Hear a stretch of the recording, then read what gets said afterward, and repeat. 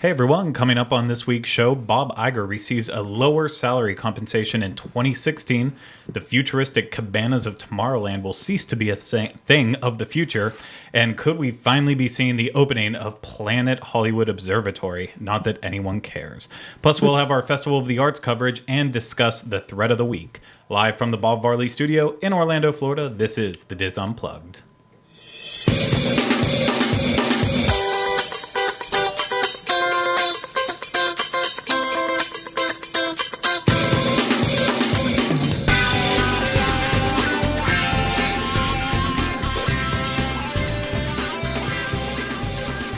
This is The Diz Unplugged, episode 925 for the week of January 17th, 2017. The Diz Unplugged is brought to you by Dreams Unlimited Travel, experts at helping you plan the perfect Disney vacation. Visit them on the web at www.dreamsunlimitedtravel.com.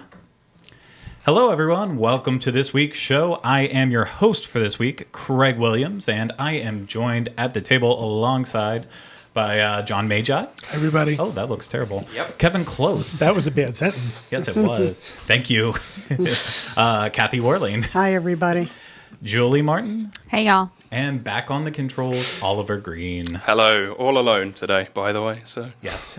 So I should explain that I am hosting today, filling in for Pete, because he can't be here. He's currently with his mother at a doctor's appointment, but he will be back joining us next week. I promise. It will not be another week of me. So let's get things kicked off like normally with a little bit of housekeeping.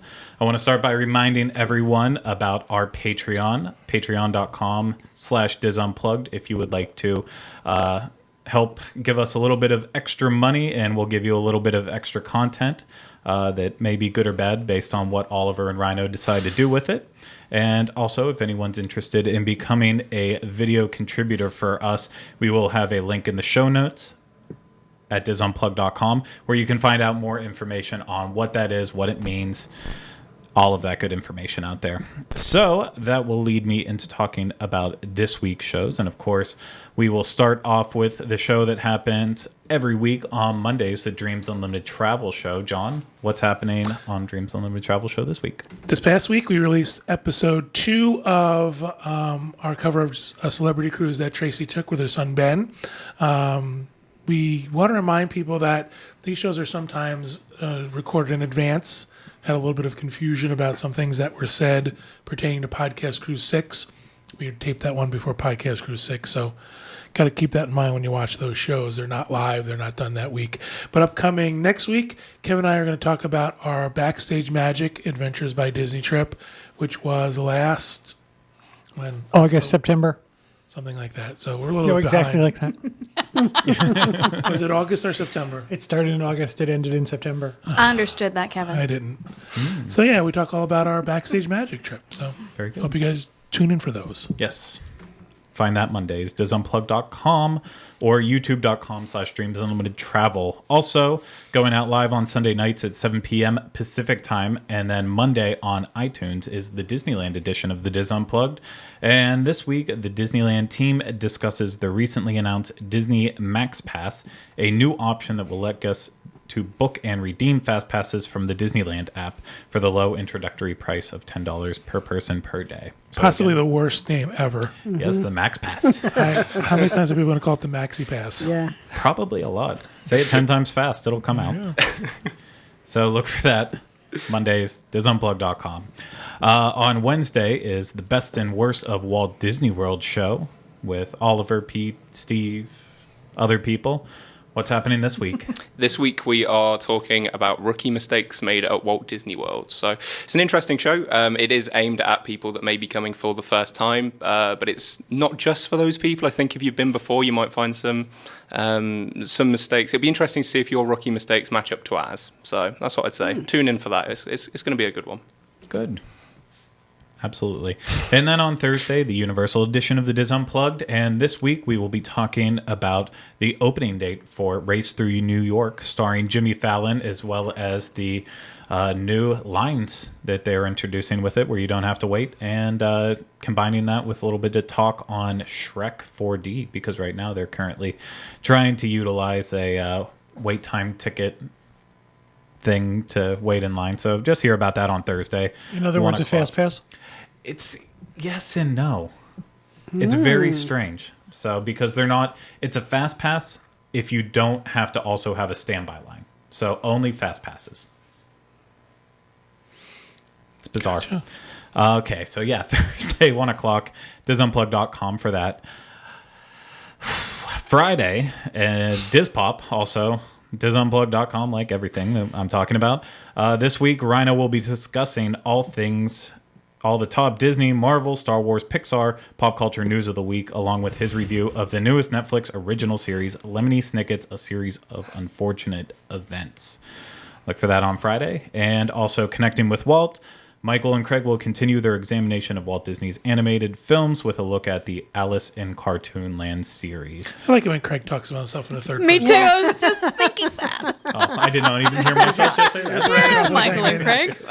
Okay, that's a lot. Craig will be hilarious on this week's Yes. Tall and handsome, too. Very good. Yeah, I do feel that way about myself. Thank you. So yeah, that's all of our shows this week and next week and all over. So does anyone else have any other housekeeping? Do not. No? No. Wow. Not a thing. Good. Okay. Well, not good, but interesting Everything nonetheless. must be caught up. Okay, good. So let's move on to the news with John. Okay, good. All right, great. Excellent. Good. All right, our first news story. Disney CEO Bob Iger receives lower salary compensation in 2016 versus 2015. Let's all feel sorry for Mr. Yes. Iger. Yeah. The Orlando Sentinel is reporting that Walt Disney Company CEO Bob Iger's 2016 salary total was down slightly from his 2015 salary. In 2016, he made $43.9 million. In 2015, his salary was $44.9 million. Wonder where he's going to cut back. Well, food stamps are up next, I believe. I bet the people that sell glow sticks on Main Street feel bad for it. Happy about that. Disney filed paperwork this week with the Securities and Exchange Commission releasing these numbers.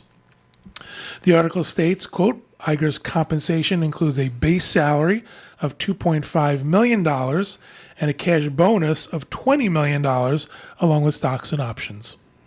It also includes $282,000 worth of air travel and $869,000 in security costs. In spite of the company's many successes in the movie studios division and others, Iger's cash bonus was lowered because overall growth this year was not as high as the previous year. Disney said that Iger, quote, showed leadership in the exceptional success of the company's relaunch of the Star Wars franchise and the historic and successful opening of Shanghai Disney Resort. Iger's contract expires in June 2018. He is expected to step down at that time. Yeah, so much for that, huh? Yeah. No, it's sad that he When didn't you make make as that much. much, do you notice that little bit of a difference in your salary? That's what I was thinking. Honestly, what difference does it make at this point? Like, Right. what? I know someone's going to say $1 million, Sorry, but I I'm not- mean, I don't have much it's- experience. no. I think that when you make certain numbers in your life and you achieve a certain amount of income, I believe it's, more an ego thing than anything else. Okay. I do I think think he's selling stuff on eBay, though. He got his old cast member name tag, ends up on eBay.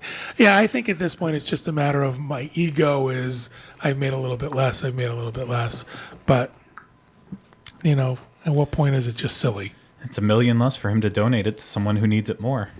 I really don't know what to say about it. That's a lot of money. That is a He lot. deserves every penny of it. No? No. I guess he's doing a good job. He's running Yes. a very good company. We like what he's doing. But, to Kevin's point, at what point does 40 million mean more to you than 20 million and putting 20 million back into your company and saying that this might be something we could give to other people in the company or do something else with? But who am I to judge? Well, maybe we can blame it on Shanghai that he got less money. Well, they said the success of Shanghai, and I thought, Well. really? They still count it as a success. Wow. I apologize. I can't speak today, but it's hard to imagine that he will against... I mean, they're still planning on him to step down in 2018, but when he's making this kind of money, I just don't see how he could step down. I mean, I'm sure his job's very stressful, but he's still young. What else is he going to do? Live on the millions of dollars that he already made. That just seems boring to me. So we could use another production person. We could. But Yeah, I've not got any comment actually so far. okay, well, let's move on then to the next our fun story. Second news story, probably the reason why Iger's making less money. Cabana rentals at the Magic Kingdom Park are soon to become a thing of the past. In November of 2016, we reported about mysterious white cabana-style tents popping up in Tomorrowland at Magic Kingdom and being rented to guests for $649 per day. Apparently, the test didn't go well, as Disney has hoped. It didn't go well as Disney has hoped. The Orlando Sentinel is reporting that, quote, Walt Disney World is pulling the plug on the pricey rentals, stating that they will no longer be available after February 17th, 2017, which happens to be today, so... No, today's January 17th. Oh, shoot, that's right. I don't want people to think that I just sit around correcting you, but someone has to. It certainly appears that way, doesn't it? They're also reporting that, quote, a Disney spokeswoman said the cabanas had been planned as a test run through mid-February, confirming that early rumor. Although there was some extras included and the price was later lowered to $500, it still seemed rather exorbitant. Many people felt from the beginning that this was simply a test to see just how much guests would fork over for the convenience offered. Of sitting in a big rubber tent. Did you see the pictures of them? You did. I bet they were nice and cool. You know, you're always so negative. Maybe. This is why things at Disney fail. This is why Iger doesn't make as much money. I'm responsible? You are. Okay, do you think the cabana idea is done, or do you think they're going to try it in another park a different way? I don't believe they're going to give up on this idea. I know we all think it's silly. I think people would do it given the right circumstances. If there was a reason or there was something extra, a chair and it looked like a big rubber tent to me. It's just... Yeah, they did. And I think with a flap on the front of it. And I think, who would do that? People were renting them. You could look over the fence if you were on the People Mover, and every time I went by there, I seen at least 2 or 3 people renting them. So word got out there. People were doing it. I guess I just don't... I like the idea of having like a private space and things like that. I just think the execution was really bad. It should have included lunch or delivery, food delivery, or Air conditioning. air conditioning, something. And in the summertime, I think a family, if they had a little air conditioned spot where they could, have lunch and their kids cool down, I realize that would take people out of the restaurant. I don't know where I'm going with this. I think if you did it along the lines of like cabanas, poolside, or cabanas like at Alani, where you have access to a concierge who's going to bring you stuff, things like that. I think that would up the value of it. And a cool spot on a really hot day would appeal to people. Oh, and I didn't ever go on that really, really busy week between Christmas and New Year. So I'm sure they were very, very popular that week when, there was a ton of people in the park and people needed to escape away. But, it's also just a weird time of year to kind of launch this test because things are busy for the first week of January with the marathon and Martin Luther King Day. And then it kind of just slopes down. There's nothing really big until the next half marathon that's coming through. So it seems odd to test these during such an off time. Like summer might have been a better time to really look at it, see how popular they were going to be. But I think that they are going to come back into the future because there was rumors about them popping up in Epcot to try to test them out, potentially down the road in Star Wars Land once that opens up. So that way people have a nice escape without having to leave that whole area of Hollywood Studios. Or if it came with like a shuttle to a pool in the summer, I'm just trying to think what would make it successful. Like, listen, if you want to go to the pool for an hour, just call us and we'll drive you over to the Contemporary Hotel and you can use the pool and then come back to the park kind of thing. It just seemed to me that there wasn't a lot to offer. I also find it very strange that, we have a popular website and a lot of people get information from us, but the general population isn't going to know that these are there. Right. So how do you expect them to be full just on word of mouth or just on maybe someone coming in to get services and being told about them? It seems very odd that they would expect them to be busier than they were. They're not making commercials about them. Let's put it that way. Right.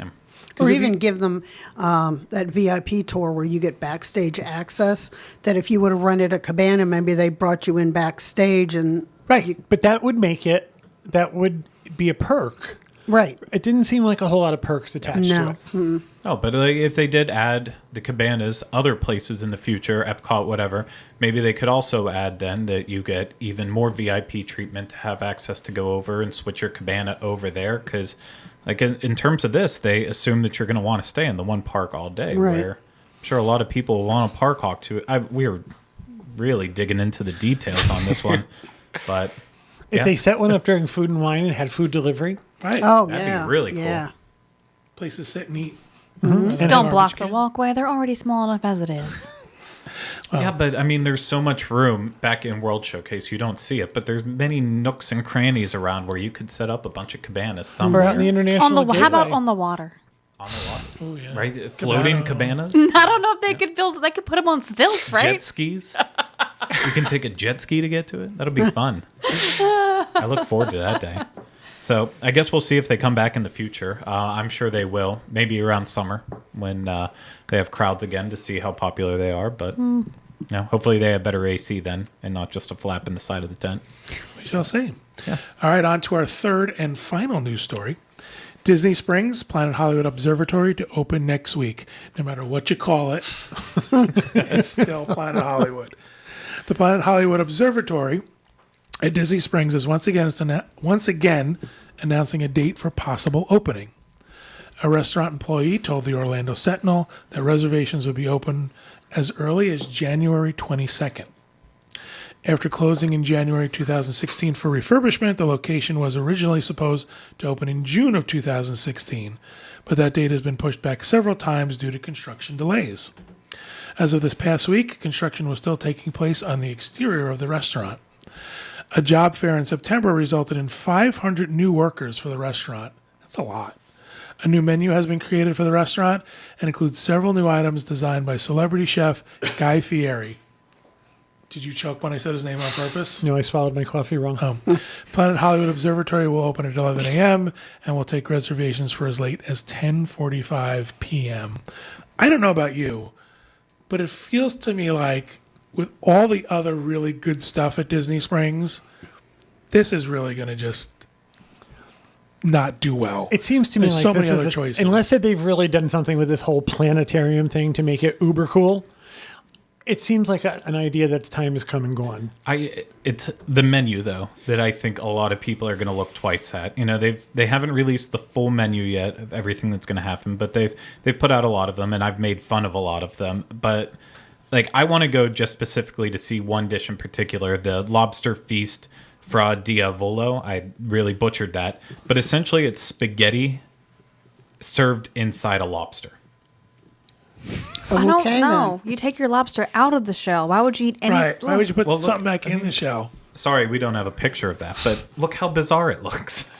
And What if you? I mean, you're gonna get some little pieces of shell. And Fra Diavolo is spicy, so that limits the people who would eat that. and a lobster shell doesn't hold a whole lot. No. No, it really doesn't, but it's just so bizarre to me. That is they really would- weird. We have been to Guy Fieri's restaurant in New York City in the theater district. This, in my opinion, this does not bode well. It was awful and cold and expensive, and I think it was pretty much thrown from the kitchen. Here, catch. So It was not a good culinary experience at all. So unless they amp it up a little bit, and as I said, unless they do something really cool with this whole planetarium thing. Yeah, no, the concept art did make the restaurant look very pretty, but the menu's going to actually have to satisfy a little bit and not be the same prices that they used to have. I mean, it can be similar as long as they up the quality of the food, but they have to. Well, now they also have to compete with places like Homecoming. Yeah, well, Yeah, which I and- think This is is my great. point, is that all that stuff that they have right now is so much better than anything that Planet Hollywood used to serve. And I get, you have a celebrity chef, and that's supposed to up the game. I'm wondering why they have to keep Planet Hollywood. I was Is it going to say the contractual, same do you thing. think? Yeah. I want to see that big ball rolled out of there. I mean, really. And I get, too, that, maybe because of the structure, it was not economical to tear it down and create something new. But the fact that it still has to be branded Right. Planet Hollywood seems really weird to me. Like they must have something that they can't. At least that horrible stained blue tarp is gone. Yeah. I think it looks great. I think it looks awesome when you see it and you walk past it. It's definitely a huge improvement. I'm willing to try it, but when there's all the other choices at Disney Springs now, it's like you get one try and I'll go back to my favorites. Well, isn't that the problem now at Disney Springs? There's so much down there. You can't get to everything. And you wind up going back to the same place over and over again. We go back to Homecoming. Yeah, so do we. Yeah. And I mean, the other place that I'm excited to see Paddlefish, what they actually do with the menu and how they've changed the theming up into that. But it seems like that construction keeps getting delayed and delayed and delayed. And I know they said that they were pushed back because of the hurricane that came through, which we've joked about. Yeah. It didn't come through. So that was just a sorry excuse for why they're not hitting their deadline on that. But I don't know. There's only like 7 Planet Hollywoods left in the world. So do you think they were trying to adjust as they were doing things based on like the popularity of the restaurants at Disney Springs? Like, have they changed their like focus or their food? Let's sell cheeseburgers. Oh, wait, pizza. Wait, let's have wings. Right. Well, I can tell you, Planet Hollywood definitely did. They have to still be messing with their menu because just a little bit ago they came out with the milkshakes that they were going to serve there, and they look exactly like the same stuff you can get at Tucson Chocolate Factory milkshakes over at Universal, which have been, they're very popular, expensive, topped off with every little thing you could ever think of. And so I doubt that Planet Hollywood was thinking about gourmet milkshakes from the time that they thought they were going to redo it. So they do have the benefit of watching what has been successful with every other restaurant, going in there to see what they should do, what they shouldn't do. And eventually we'll have to suffer through it. I also wonder, too, if the theming inside is still going to be Hollywood. Are they still going to have costumes? Oh, yeah. Yeah, they're going to... It's so weird. It's just so weird. It's going to be a costume planetarium? They promise it to be different, though. Just a little bit more interactive, a little bit classier looking, not crap thrown up on the walls like TGI Fridays anymore. And those vinyl tablecloths. Hey. That my grandmother used to have. Vinyl tablecloths are very easy to clean. That's why I go to restaurants. All right, that'll do it for the ease the of news. Cleanliness. Perfect. Thank you, John. So now we are going to cut over to Rhino and Steve, who I believe are at Animal Kingdom today. So, Rhino, Steve, what's going on? Hello. Oh, hey. Oh, sorry. Were we yelling? Is that too loud? You were yelling a little bit, but it's okay. We're just excited about being on the show. Good. I'm glad someone is today. It was a joke. I'm sarcastic. I get it. Steve, are you standing on a box? I'm not. Oh, we're on a hill. Everybody, calm down. There you go. Rhino's just short. I'm on my tippy toes right now. Oh, good. So what are you guys doing today? What trouble are you getting into? Well, we weren't sure. We kind of came here because we feel like the first time I called in, I was at Hollywood Studios, and then we were at Magic Kingdom last week, and then you guys were talking about the Festival of the Arts that we went to this weekend, and so I was like, well, let's throw in the fourth park and get some love to Animal Kingdom. Okay, So well, we're just kind of walking around. Good. We actually... we went to eat at the Harambe Market, which was delicious. There'll be a review of that again. And then... Yeah, we stopped by. I saw some kid pick up one of these. It's the glowing stein for the Rivers of Light, themed glowing stein. It's not anything new, but it's the first time I ever saw it. So I've never seen this in person before either. Yeah, it's actually really cool. It lights up from the inside. It has LEDs. You probably can't tell, but it's a really good quality souvenir mug. So that's awesome. So yeah. It's really cool because I feel like this is the type of piece that you could get as a souvenir mug for like a Disney vacation, and when you go home, it's not like overly Disney. Yeah. So maybe you could like have this on your good desk. display piece. Yeah, have this at your desk at work, and people don't think you're like that Disney freak or whatever. Your idea of souvenirs make me sad. We when I was coming into the park in the parking lot, you can see it. It looks like they tore down a bunch of trees in front of where Avatar, the Pandora area, is going to be, and it looks like they're trying to put up more floating islands above this building that currently looks like a parking garage. Because I thought that there were cars parked on the building. I'm fairly certain you're not going to be able to see it once you're in the park, though. I don't know.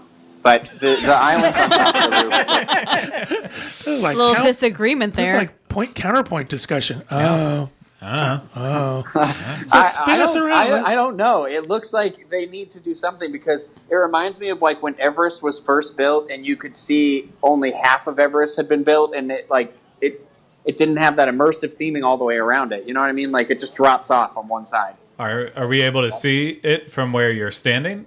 No, well, we would have had to leave and go all the way back out into the giraffe parking lot. But okay. I did take a photo that I'll tweet out and show you from the parking lot. And not to sound vulgar, but the little islands they put on top of it look like. Don't say. Okay, I won't say it. We know what you're thinking. Disney does have a language policy. Well, they got little tails on the bottom of them. It looks like the opening of Look Who's Talking. Oh. I'm not impressed. That's all I'm going to say. Okay. But Great. John had to spell it for I mouth it to Kevin.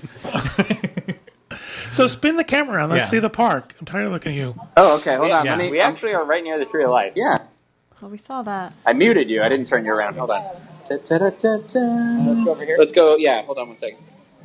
not Steve and really- I are doing the tandem microphone thing because we thought it'd be cute. So We really need to get it a is. splitter that has like. there's a tray. Look at the tray. Wow. Pretty tray.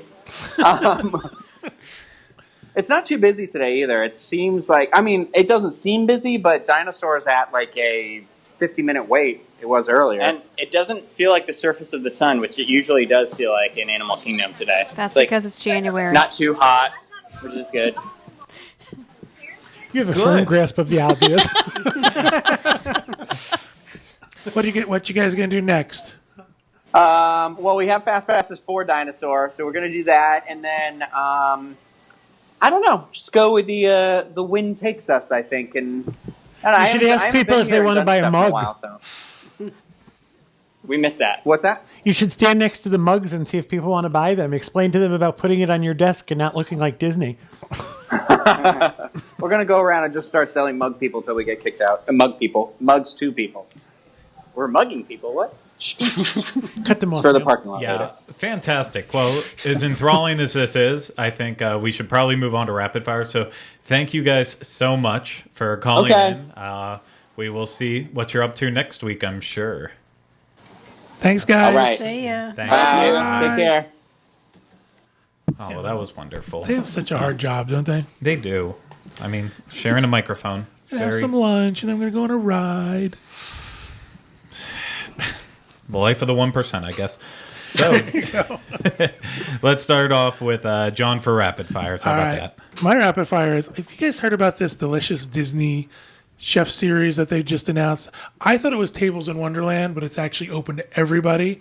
But there's a Tables in Wonderland gift if you book it, and it's these series of dinners that they're going to have January through the end of the year, actually, in different locations, and different chefs are going to do things and make food, but it's supposed to have storytelling with food is the big component to it. Okay. And the first one is January 31st.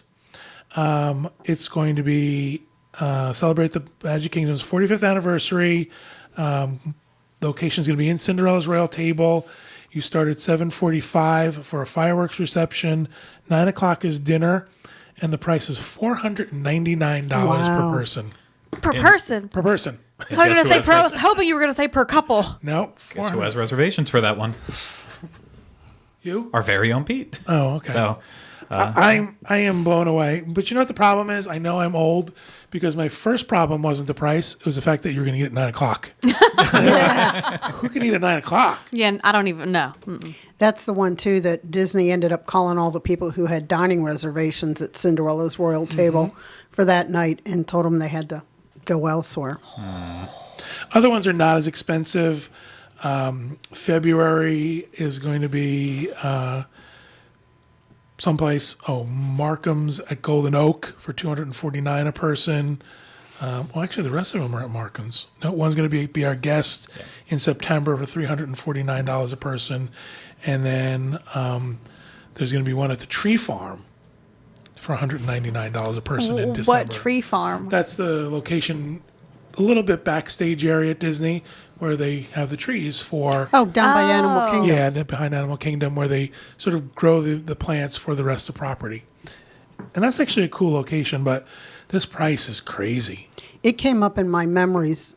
I think it was just the other day when we did the one at the Great Movie Ride. That one was fun.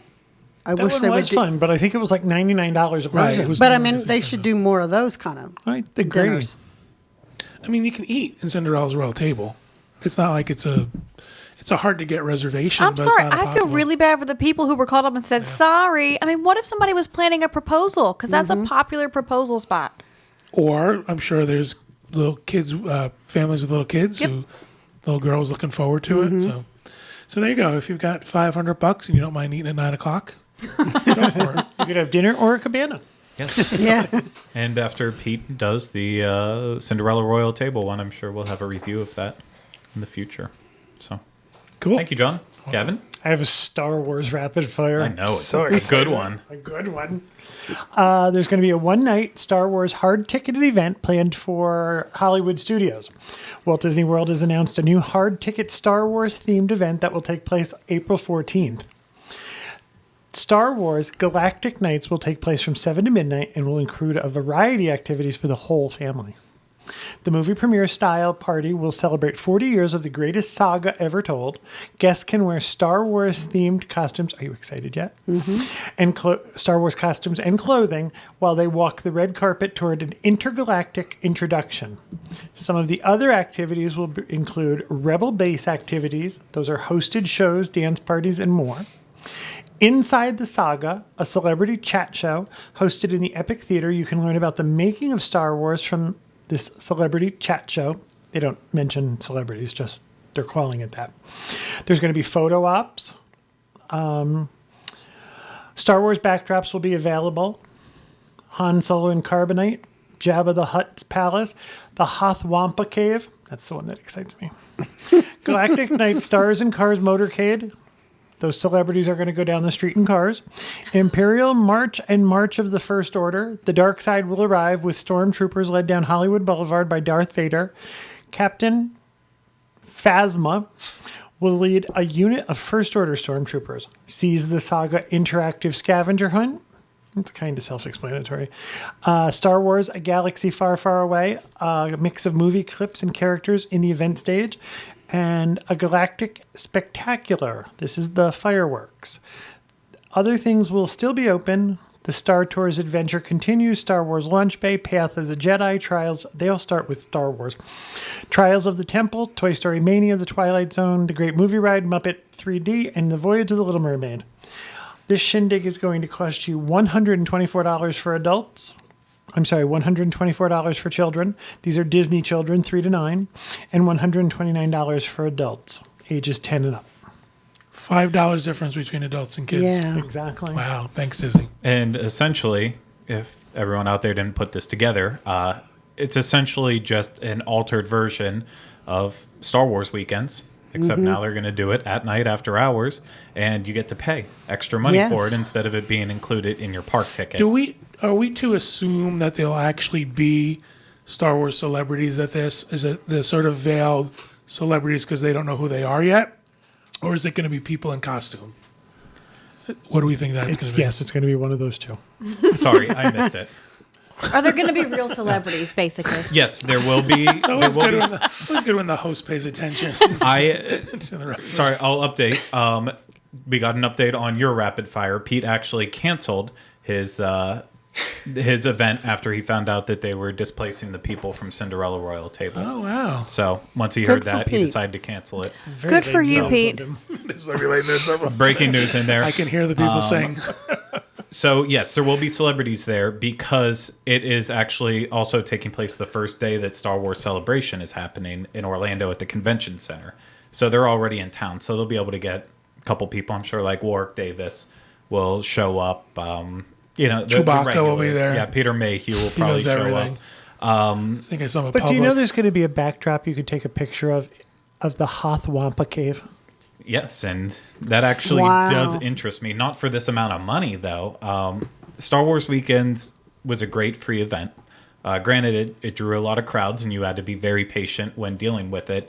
But it was a free event. It should still remain a free event. This is, just another instance of Disney trying to get as much extra money from you as possible. And For $500 extra, you can have a cabana. One day again. I tell you what, for $10, I'll bring you a lawn chair. Let you let people sit on your scooter. Okay, I'm done. Well, thank you, Kevin. Kathy. For all those who have been waiting, MagicBand 2s are now shipping when you order them.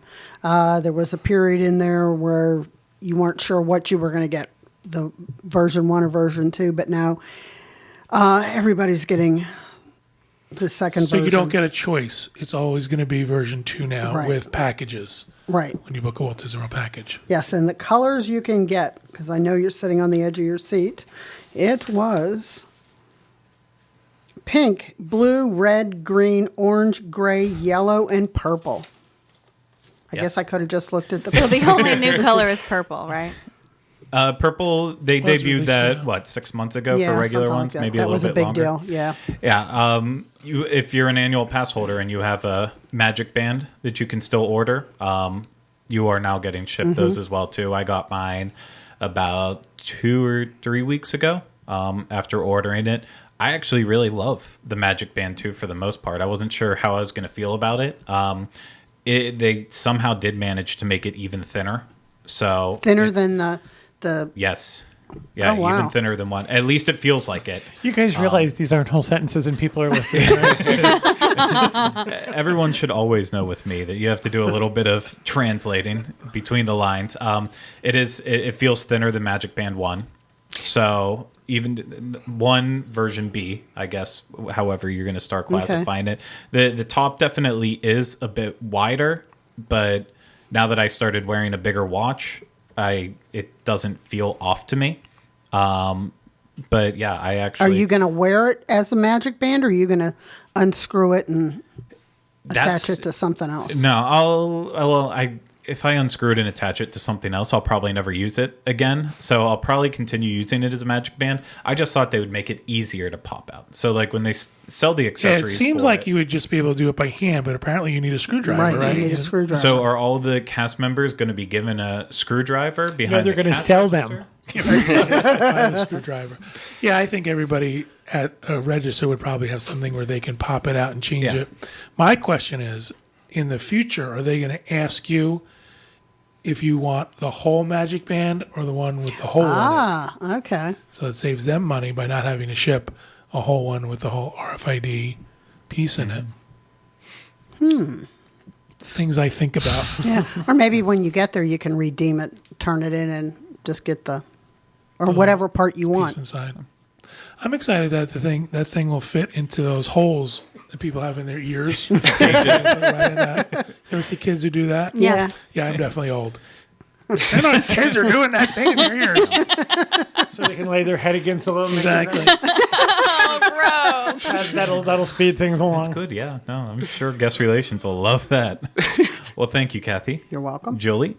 Okay, so Disney shared a first look at their new animated series. It's called Tangled Before Ever After. They released the trailer, and I watched it because my kids and I are pretty excited about this. We're fans of the movie. So if you remember, the film ended and Rapunzel's hair was cut off and turned brown. Well, in the series, something happens and the magic returns, and her hair is now good. 70 feet long again. And in the trailer, she's like, okay, cut it back off. And it breaks the scissors. You can't cut it.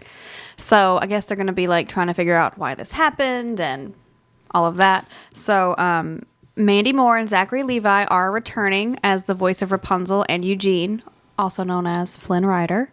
And then they have a new character. She's Rapunzel's handmaiden, Cassandra, and she is voiced by Broadway star Eden Espinosa. This will be coming in March. I don't have an actual date, but it'll be on the Disney Channel. like The the first horse. one will be a movie, Tangled Before Ever After, and then the series will begin shortly after. Did you say you saw something? The trailer, yeah. You saw the trailer?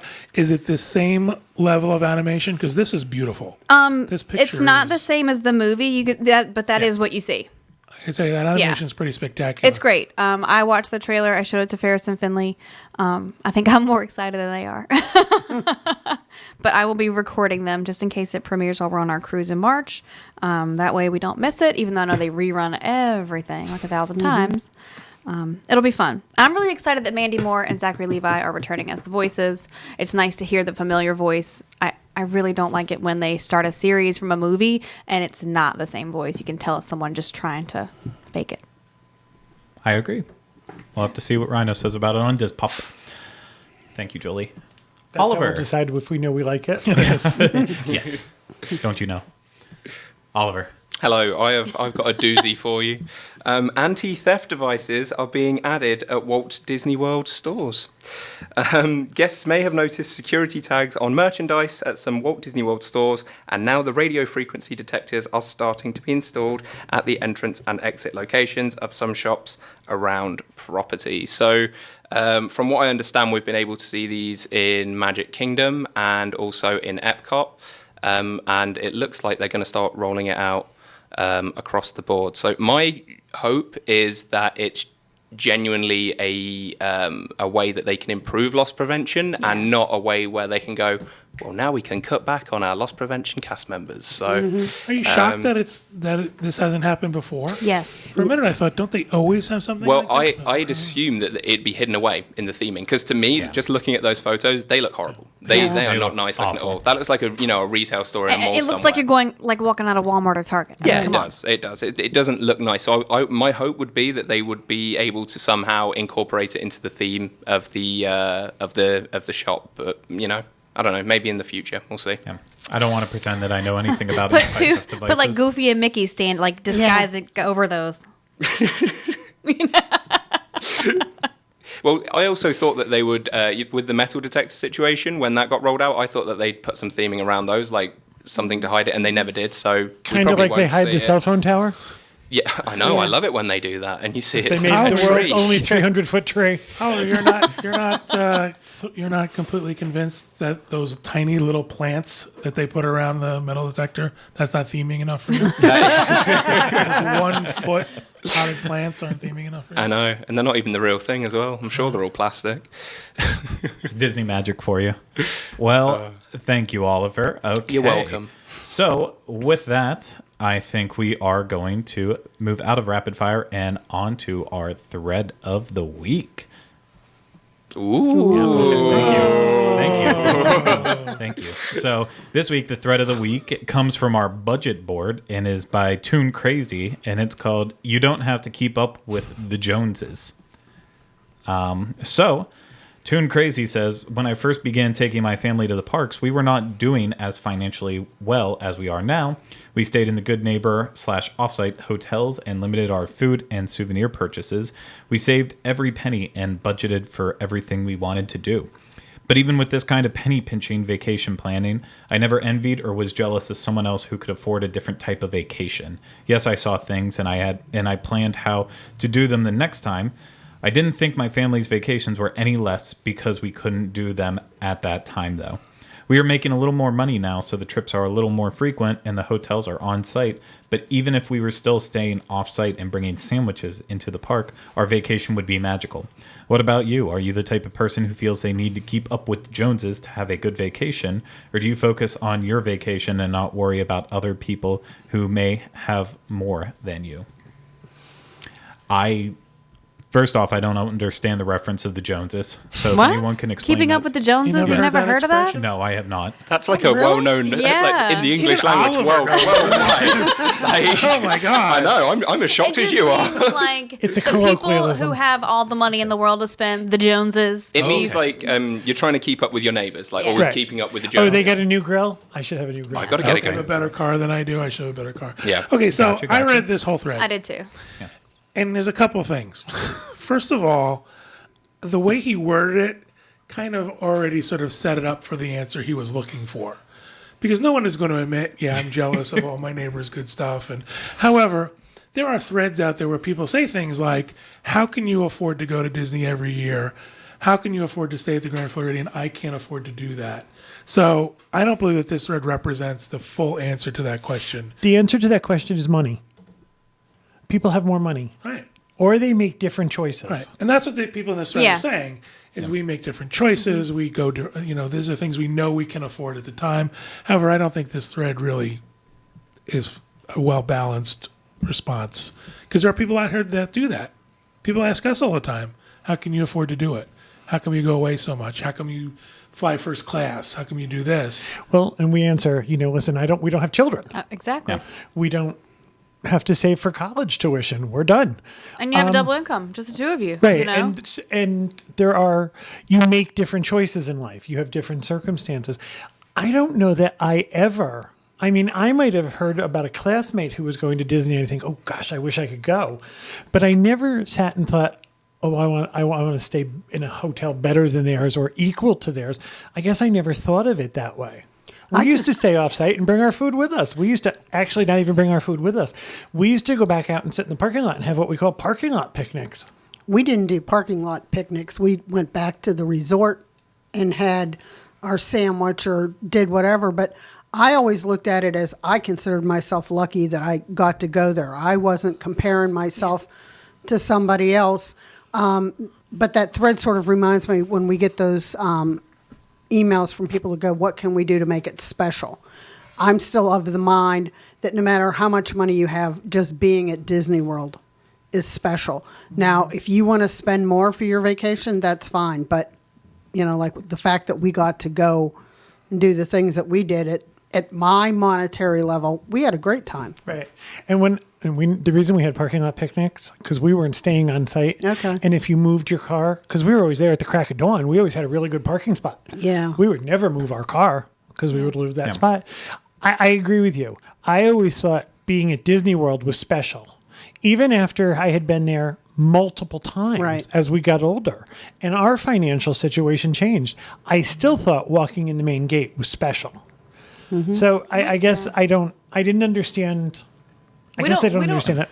Plan a lot of vacations to Disney because we live here, like we might plan a weekend or whatever. But when we plan a vacation like outside of Florida, we plan for what we like, whether that's a cheap hotel, expensive hotel. We don't really think of we don't try to keep up. We just pick a place that we like, and we go there and what we can afford. When we go to Fort Wilderness, because we love it, which is a little more expensive to stay in a cabin, we bring our own food so that we can have lunch and dinner there. We grill out, we have sandwich stuff, we even have breakfast stuff, and that limits how many meals, we actually have outside of the cabin. We get asked this a lot. How can you afford to fly first class? And I think, well, we make choices in life. Mm-hmm. We do things that, cost saving measures. I would love to fly private. I would love to have a private jet. I can't afford a private jet. I don't foresee myself ever being able to afford a private jet. But that's what I would like to do. But it doesn't mean I don't enjoy what I get to do. Yeah. And I also think there's a difference in where you are in life. Disney also is great in that it affords people of different economic backgrounds to do Disney. Mm-hmm. We recognize it's expensive and there's a cost involved, but there is less expensive resorts to stay at. There's off property to stay at. You don't have to go to the park every day. There are things to do outside of a theme park that would save you a park ticket. So Disney has set up what I think is the ability for people of most economic backgrounds to visit a theme park. One way or the other. I said when I lived in Pittsburgh, there were things that I didn't do so that I had money to go to Disney. Right. But then, I joke about it, but one of the main reasons we moved to Florida was so that I could go to Disney more often because it got to be expensive. I says the year Katie did the college program, I came down 9 times. So I figured living here had to be much cheaper than and visiting. Warmer. Yeah. I equate it to other things, but I equate it like to going to a concert. There are people who can afford to buy the expensive seat up front, and there are people who can afford to sit in the balcony. If you buy a Disney ticket, it's sort of very equal. Mm-hmm. Everybody walking through the door has the same rights with that ticket at this point. What you choose to add to it is up to you and what you can afford. So it's very egalitarian walking in, at least. Everybody has the same access to the same rides. And even though Disney's attractions, and even though Disney is expensive, I think there's some inherent value in a Disney vacation. First of all, look at things like Magical Express. If you had to pay for transportation from the airport to Disney. Think of the expense that would Right. be. Think of the fact that there's transportation within Disney, so you don't have to have a car, and you can travel for free anywhere on property. So, I think there are things that I think we're all saying the same thing. Yeah. You Right. make choices, you do what you have to do to get where you want to go. Well, I also talk about it like as you're going to a movie. Let's say it's $10 to go to a movie. That's an hour and a half. On any given day, you could have, 10 or 15 hours at a Disney park. And all of a sudden, that $100 a day makes sense because you've got a full day's worth of entertainment as opposed to the cost of a movie. Oh, yeah.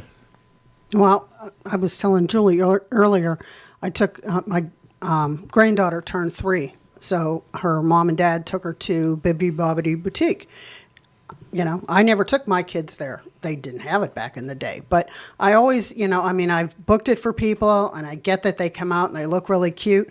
But when I saw my granddaughter come out of there when they turned her around and she got to see herself being a princess, it's like, okay, I get it. Right. Here's all my money. Yep, take it. It's worth every penny of it. But it's like you're in different situations. Like if you've gone enough times, things that you might not have done before now all of a sudden appeal to you. But I said it was worth every penny to see her. Is Katie getting boutiqued? Please But videotape that.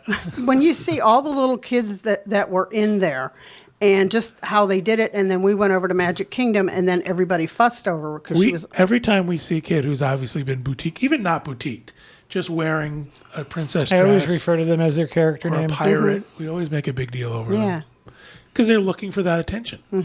Yeah, I don't know. I think that if you are always jealous of someone else and thinking about what you can't do, you're gonna have a bad time. Right. I think that's true of everything in life. Right. Yes. So, It's either going to motivate you to try and either become better educated and make more money, or it's going to motivate you to just be unhappy. well, if you want to be that one person that John was talking about that disagreed with everyone else in the thread, you can find that on the budget board at disboards.com. And we'll have a link in the show notes, of course, too. So thanks, guys, for all of that conversation. Now let's move into our last topic for the day, the Epcot International Festival of the Arts. We just want to share a little bit about our experiences with it this weekend, let you know how we feel. And, of course, before we do that, Oliver put together a little bit of a video for those of you who haven't seen anything about it yet. So it is available at youtube.com/WDWinfo for anyone listening. And let's take it away, Oliver.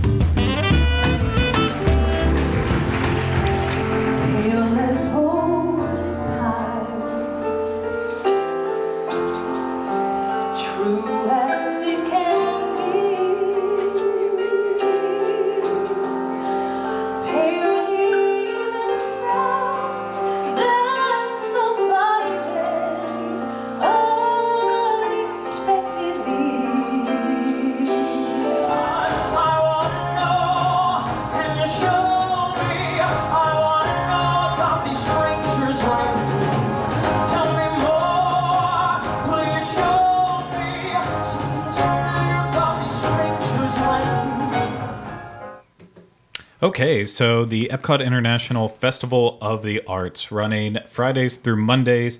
It started on January 13th, this past Friday, and it will be going on until February 20th of 2017. That is the first year for it, and they keep saying inaugural, so I'm assuming they're already planning on bringing it back every single year. Well, what is it? It's a mixture of, well, food studios, Disney artists setting up booths to sell their merchandise, Disney merchandise, a couple of interactive workshops, exhibits, terrible, creepy living statues that I absolutely hate, and a celebration of the arts in general. So I know our group has a lot of mixed feelings on this event as a whole. So before we get into the details of going through on each of the things, for those of you who went, how do you feel about it? I had I know high you went. expectations. Yeah. I have really high. We have a I van. don't believe that my expectations were met. Oh, this makes me so sad. Because, like John and Kevin, I was hoping for a Festival of the Masters in Epcot. And basically everything I saw, you could buy anywhere else on property, except for these little fairy houses, which I thought were incredible. And there was this woman sitting there making one. Shut up, Oliver. I'm sorry. And so my kids are into fairies, and so they're little fairy houses that you can buy. They're all made out of natural products, wood, She's moss, not stones. besmirching where you live. That was brilliant. Oliver's Fairy But House. that was the only thing that I saw that was not Disney. So this was a handmade thing? Somebody Yes, was like, oh, handmade. that's cool. She was sitting there gluing all the pieces together. We only tried the cookie with the kids. It was a giant chocolate chip cookie that they put little painted icing on that you can paint. We did the Kid Cot, which was basically they changed it to a white piece of paper with a printed artist palette on it, and every country stamped something different inside of their section of paint. So they had like a fleur-de-lis in France. There was a mask in Italy. I can't think of some origami in Japan. And the kids, colored those? Yeah. So at every station there was something different to stamp and color, which was kind of hard because they're used to sitting there and coloring their whole bear. It's like, come on, let's get the next one. They're like, we want to keep coloring the whole thing. I liked walking around, being able to see the different art, which is really nice. I just really was expecting a lot more as far as the actual physical art side of it, as far as drawings and So paintings. this was more Disney artists and not Yes. outside artists. No, That's but I mean, disappointing. I think the food booths are great, because they do those for Flower and Garden, they do those for Food and Wine, but I need more art. I didn't go, and I agree with Julie. Kathy or Oliver, any initial thoughts before we get into it? I just was underwhelmed. I mean, I was thrilled that there was all kinds of Figment merchandise, but then on the other hand, I felt bad because there was no merchandise or very little merchandise for somebody who didn't like Figment. But I don't know, it just didn't give me the warm fuzzies like Flower and Garden or Food and Wine does. Or Festival of the Masters. Right. Yes, that too. Because Festival of the Masters there would have been awesome. Yeah. For me, I feel like it's got potential. It's got potential to be a lot better than it is right now. My initial impression when I first walked in, I was incredibly impressed. I was like, oh, awesome, they've done it right. And that's because there's a lot going on. There's a lot to look at.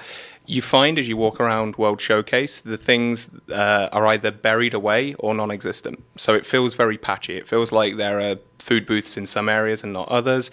It feels like there is art for sale in some areas and not others. And the day that we actually visited, the weather was terrible. It was on and off all day, which affected some things. Sometimes, some people couldn't come out on the stage, like the bands. And I know that the living art statues had to go away because they're painted. And I'm sure that definitely did affect our experience as well. But it just didn't feel right. It felt like there was something missing, something lacking. It didn't feel like there was an atmosphere there that you do get at Flower and Garden, at Food and Wine. It's just, I think eventually it'll be great. But right now, I think even by the end of in this period, but when they're finishing it off in, is it March, Craig, that it February runs until? 20th. February. Okay, so by the end of February, I'm hoping they would have fixed these small issues to make it a really good event. But right now, it just doesn't feel like it's living up to the standards that they've set for their own events in Epcot. Okay, so after hearing all that, what's actually here? Well, not really a lot when you think about it. The new topiary that's out front, right behind Spaceship Earth, actually, not He's out cute. front. He's cute. Nice little addition. Lots of people just were walking by him, not even paying attention to him there. But that is, this event is all Figment. It's very Figment driven, and Kathy's never been happier. I think I actually love that because Figment. I think figures. I think Figment should be a bigger presence in Epcot. I do too. He's been the mascot since the beginning, and I don't think he gets enough play. Yeah. So I think this should be a permanent thing. I think it should be Orange Bird. Stephen Miller from Merchandising and with Disney. You read about him on Disney Parks blog all the time. He's been coming for years and years and years. He's in love with classic Disney, classic Epcot Center. And so a lot of his childhood was based around Figment, Orange Bird, and, going on Horizons. And I think he's had a lot of push into now what's being offered, especially with this event. He was like over the moon about the stuff his team all got to create for this event. So as long as you have people like that who really grew up on Walt Disney World in the 70s and 80s, I think we're going to start seeing more and more of this retro throwback coming in. That is exactly what I did. Yeah. Inside the Odyssey, it's actually being used fairly well for multiple things. There's a food booth in there, as well as you've been hearing about the Herb Ryman and Mary Blair art exhibits. Well, they are both in there.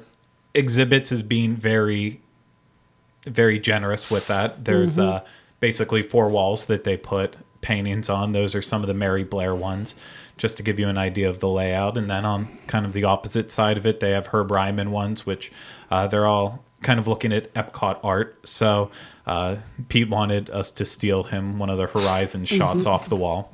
Well, if you're taking orders. Listen, any one of the Mary Blairs will take. We're not picking. Yeah, we can't keep stealing them. Where eventually they will catch on. I'm always too late. And then also inside, they're doing interactive workshops. So the first one of the day, every day that they have the event at 11 a.m., that one actually costs money, $39. There's an annual pass holder and DVC discount. The rest of the ones of the day are free.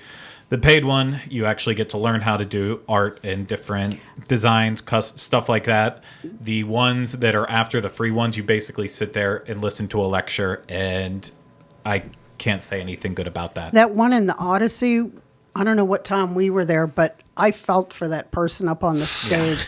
Yeah. It was like watching Rodney Dangerfield up there, that they were trying to no respect, because there's people buying drinks, people eating. There's the thing going. It was like trying to do her lecture in a train station with everybody going past. It was not a good place to have.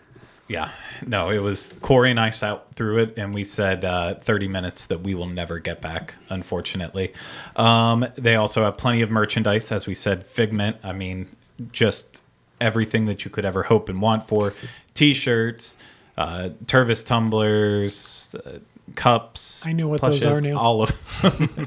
It's all very Figment driven. One Herb Ryman print that's available for $50 as well too, which is absolutely amazing. I wouldn't be surprised if those sell out. And then, as we mentioned, as you walk around, there is some Disney fine art available to purchase from Disney artists, some Imagineers in that case. But is the Herb Ryman themed for the festival? Like when you go to the, I forgot what I was going to say. When you go to Flower and Garden, there's usually one print that says Flower and Garden Festival 2016. Was there anything like that for sale? We didn't see anything. And there was a Stitch one. I don't know who did the Stitch. I love that one. But there was no prints available. I don't know which one you're talking about, because he had an umbrella. No? I forget what it was, but it was up in that area with Herb Ryman or Mary So Blair. there's not an event poster. Not an event poster. I didn't yes, there is an event poster. Is there? So, sorry for everyone who's... I just boiled was down talking what he about actually the will be on prints. there. I couldn't get it So out. this is there the it event poster right here for everyone watching. Top It is right-hand this one corner. right here. Yeah. So on the far And right it's a of the Herb corner, Ryman. that's a Herb Ryman. Okay, I didn't print, see that and one. It says Epcot International Festival of the Arts, $50. So that's available, and we'll have photos of everything for everyone who's listening, wants to see it in the show notes. So I think there's a good wide array of merchandise. So, but as Julie and everyone said, they need more outside art to really make this festival thrive. What's up right now? Oh, where you can go and paint the square. I can't wait. I hope to see what it looks like when it's finished. There's pictures up because it's just about done. Yeah, this is done. This was obviously on day 1 or 2. Well, on Sunday it still wasn't hardly done. Well, no, it's been so popular that they have to replace it almost every single day because it's finished by the end of it. Our day, it was raining all day, so they didn't make a lot of progress. Where in the park is this? This is just as you're about to start making your way into Canada. It is on the right-hand side before you hit Canada. There's going to be the wall we build between us and Canada. We can only hope. The wall we build between us and imagination. It's amazing. I really think that's cool. Everyone's been having a lot of fun going and painting, and it's free. It's free, yeah. Yeah, it's That's really cool. neat. It's essentially Paid your $100 to get in. They also have a Figment scavenger hunt. How much does it cost for that, Kathy? It was $6.99. There's 4 different versions. I mean, that is you just don't precious. have to actually do the Figment thing. You can just go to the Redemption Center and pay your $6.99, and they'll give you a magnet. So we did all 4. Yeah, and they do that for the Easter egg scavenger hunts all the time. You're supposed to go around and put whatever Figment picture you find in that country onto the map, hand it in, and they'll give it to you. But it is neat how they incorporated Figment throughout the different countries into paintings that would come from there. So we didn't pay for the scavenger hunt. We just did it on our own. Yeah, well, that's all you have to do. Well, I have Figment in a Corey's in my Monet backpack. painting? This so. is Figment in a Monet, Okay. and Corey actually went and asked one of the French cast members if it was a Monet original, which I thought was very entertaining. So, They painted him into a Monet original. oh yeah, Love that. And back to the merchandise. When you've got Bob Iger money, you can do anything. You can get a lot of the merchandise now on the Shop Disney app. Yes. It just came out today. Yeah, no, that's a nice feature for everyone out there who isn't going to make it to the event. They also, as I mentioned, the local musicians that are coming and playing on the stage, living statues, again, still creepy. But the big thing about this event, I think the most successful part is the Disney on Broadway, which is available through a dining package, kind of like Candlelight Processional or Standby. Annual pass holders are able to book their tickets ahead of time. But basically, yeah, every weekend they have different performers. Ashley Brown, who played Mary Poppins, and Josh Strickland, who played Tarzan, were here week 1 and 2. And Carrie Butler from Beauty and the Beast and Kevin Massey from Tarzan. Here weeks 3 and 4. Kissy Simmons and Alton Fitzgerald White from The Lion King are here weeks 5 and 6. We got to sit and watch the whole concert for Ashley Brown and Josh Strickland, and they are Broadway performers, so it's incredible. It's only a 30-minute show, so it's not, it could definitely stand to be a little bit longer, but all you have to do is stand in the back, and you can have three different shows in one night that you're there. And I'm sure they change up the variety of the songs and everything, but just absolutely fantastic. Cool for people who don't get to see Broadway shows very often, but still get a little bit of a taste for their favorite Disney songs on Broadway. So let's talk about the big thing, what we all were excited for with the festival, the food studios. Shall we? Okay. Food studios. There's 7 of them this year, and we got to sample a variety of the items that they had available. Not everything. Any favorites stand out? Yes, I very much enjoyed in Germany. I forgot the name of the actual the food pavilion Cuisine there. Classique. I believe that's the one. Is that and it? they have like a beef there that was fantastic. It was absolutely gorgeous. There it is, just there for those watching. This for me was easily the tastiest thing that I've ever had, and I'm also including past food and wines and flower and gardens. This thing was absolutely outstanding. You don't know what it was called? It was, I believe, it was a braised. Yeah, if that's the correct one, I just had it in front of me. It's the braised short rib, I Oh, is believe. the beef in my short memory. rib? 'Cause Beef that's short rib. the That's one I the want one. to try. I That's have to get back. The braised beef short rib with parsnip puree, broccolini, baby tomatoes, and aged balsamic. One thing you will notice as well is when they're serving up the food, they focus very much on the presentation. Yes. So it will take a lot longer to get your food out to you. And I thought personally, I'm not sure if everyone agreed, but I thought the portion sizes were on slightly the larger side this Yes, time around, rather than food and wine. So Food-wise, I was impressed. I really was. No, these are also works of art. That's why they are part of this festival. Disney was very honest in admitting you will have long waits at these food booths because, for example, they have a charcuterie plate that it takes 14 different steps just to put it all together. This is not sloppily presented food. This is the most beautiful you will ever see Epcot Festival food. And it does come with a little bit of a higher price tag for a lot of the items than Food and Wine. Still very reasonable. I just think that most things were about $1 or $2 more. You guys couldn't find a picnic table? There were a lot of picnic tables. You had to use the wet trash can? That wasn't me. I believe that photo. Where there were tables, there weren't food booths. Yeah. I have to say, just really quickly, that there were more tables at this event than any other event. And I do not understand why they cannot bring out these very nice picnic tables that I saw everywhere for Food and Wine. They bought these for this and they'll use it for because it was very nice. I will say though, we still managed to struggle for space in areas. So there's still, although they're improving on it, it's still not good enough. Usually it's a high top iron round black table. You guys know that you stand around with, strangers. One of my favorite places here was the E=AT² booth that did a lot of deconstructed items, including a deconstructed Cobb salad with smoked duck breast, avocado mousse, smoked bacon, and blue cheese, and it was out of this world. And Corey got the pork belly there, which was a BLT. That was good. Yeah, no, it was all very good, and again, the presentation is just absolutely beautiful. It's a shame you have to start constructing it all back together in order to get the full taste experience, but that's part of it. But my favorite item that I had was the smoked venison. It's just a little piece of venison, but it was. No, that's a scallop. Oliver. That looks like a scallop. He's never eaten before. That's what they call that in England. Yes. We know that. The venison, it was just absolutely 100% out of this world. I will go back and get it. It was like about $7.50 for it, but amazing. Yeah, I like the food overall.